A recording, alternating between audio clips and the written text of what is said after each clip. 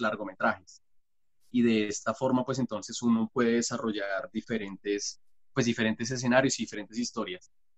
Digamos que la pasión que él tiene siempre como por mostrar los contextos históricos son muy importantes, porque pues él también a veces no, siempre en sus entrevistas decía que el contexto no se puede olvidar, porque el contexto es lo que nos hace a nosotros tomar decisiones, decidir qué cosa comprar, decidir qué consumir. Entonces, en ese sentido, el contexto sí forma como digamos, nuestro desarrollo a partir de todo lo que se vive, ¿no? Un dato curioso de la película, así como dice Ana María, fue premio Oscar en el 2007 y digamos el que hacía el papel de Bishla, él muere de cáncer en el estómago, es decir, él termina la película y a los 2 meses, 3 meses muere. Entonces, pues me parece que deja una obra, digamos, muy amplia frente a la actuación, porque también las actuaciones que uno contempla dentro de la película son excelentes. Todos los actores, digamos, todos los diálogos, todo es muy bien preparado y digamos que se debe a la preparación intelectual que tiene Donnersmarck, ¿no? Entonces, pues en ese sentido, la película que analizaremos, pues va a ser La vida de los otros. Ujú. Sí, de hecho él estudia, ¿no? Literatura rusa, entonces pues en de por sí toda esta conformación intelectual que precede se ve allí pues en el trabajo investigativo que vamos a encontrar en esta película. Entonces damos bienvenida al foro. Bueno, con una pregunta bastante amplia. Dice Johnny que ahorita ingresa Anita, entonces que no nos preocupemos, que ya va a ingresar. Bueno, la primera película brinda una descripción certera del terror psicológico ejercida por la Stasi. ¿Cómo podrían evidenciarse estas técnicas de persecución en la actualidad? Bueno, pues preguntar si esta persecución es tácita, si es camuflada, cómo la perciben en el momento. Pues yo creo que todo inicia más en una realidad como la nuestra, con el simple hecho de que se cree ese pánico colectivo de que estamos siendo escuchados. Así empieza como esa técnica de persecución, lo que tú mencionabas ahorita en la universidad, hasta el punto de que uno no sepa si deba contarle parte de su vida a alguien o con quien se toma un café. Eso es persecución. El hecho de que tú no te sientas tranquilo en tus espacios o hasta en la intimidad de tu habitación con el computador. Mm, Y pues otras técnicas que se reflejan en la película y que vemos actualmente, pues desde la Guerra Fría podemos ver las chuzadas y que aún se replican en nuestro país, Sí, ¿no? Sí, no, y de hecho sí, si no tuviste un compañero infiltrado, no pasaste por una universidad, ¿no? Es como el mensaje global. em, José va a tomar la palabra. Y que yo quería, pues bueno, ¿cómo se puede evidenciar esas técnicas de persecución en la actualidad? Yo, pues, ahorita que lo ahorita hablo de todo ese tema de las chuzadas, pues es que prácticamente eso parece un escenario de todos los días acá en Colombia con la prensa que es disidente de la mirada oficialista, ¿no? Entonces, aquí en Colombia son muy evidentes, pero también hay mecanismos que no, que son, digamos, que no son tan obvios en el sentido de que, por ejemplo, cuando uno abre un perfil de alguna red social está cediendo información privada para uso de otro tipo.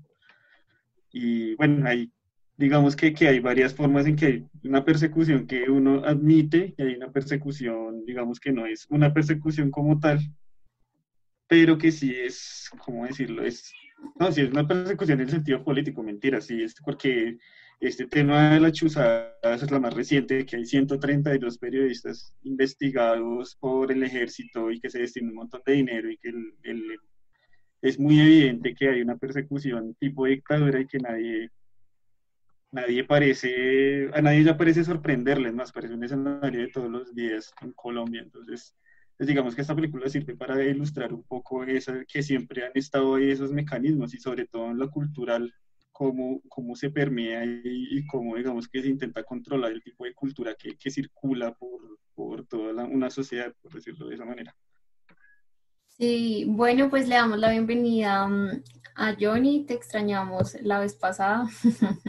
Recibimos con la primera película, que es la primera pregunta, perdón, que es bastante amplia. La película brinda una descripción certera del terror psicológico ejercido por la Stasi. ¿Cómo podrían evidenciarse estas técnicas de persecución en la actualidad?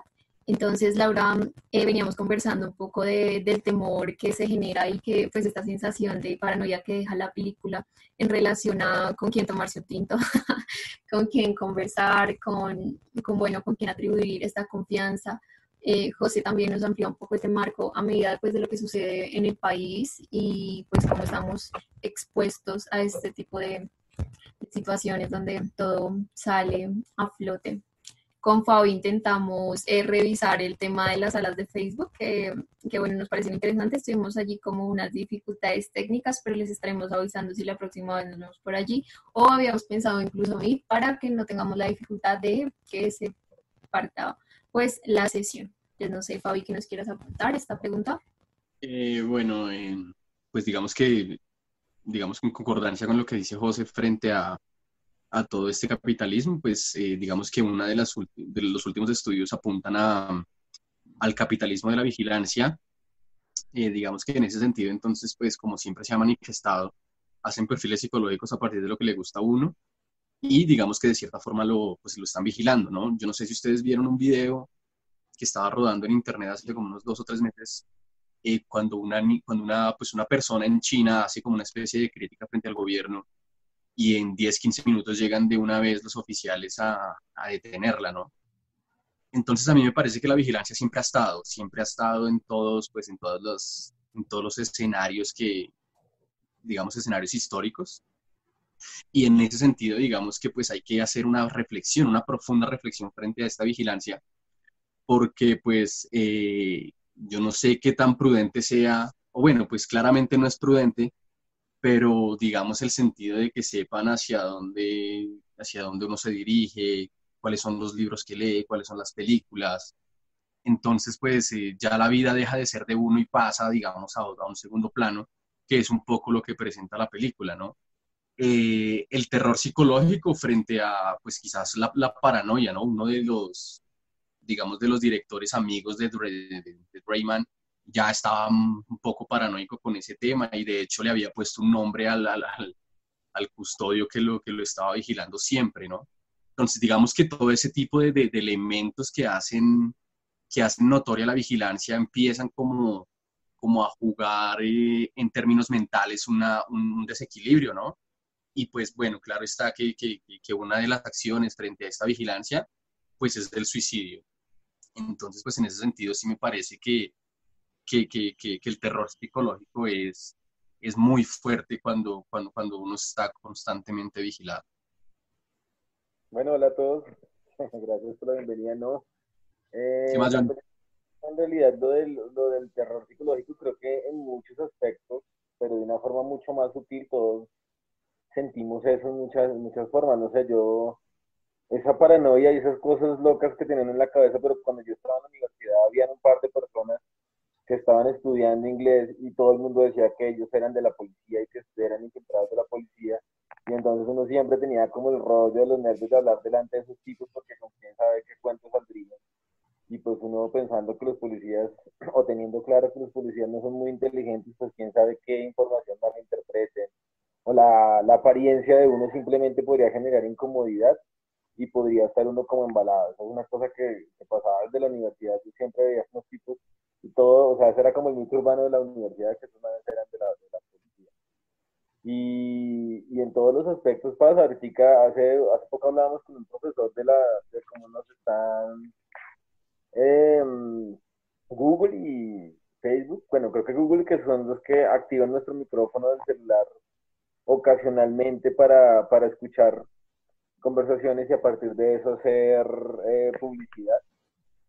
Y pues eso sí es súper evidente en estos tiempos. Creo que nos ha pasado acá en mi casa un par de veces donde yo estaba hablando con mi esposa de un carro que queríamos comprar y lo busqué, pues hablamos de eso y después nos empezó a aparecer publicidad de ese carro en el celular. Unas cosas que como que empiezan a intensificar la paranoia de esa vigilancia que existe.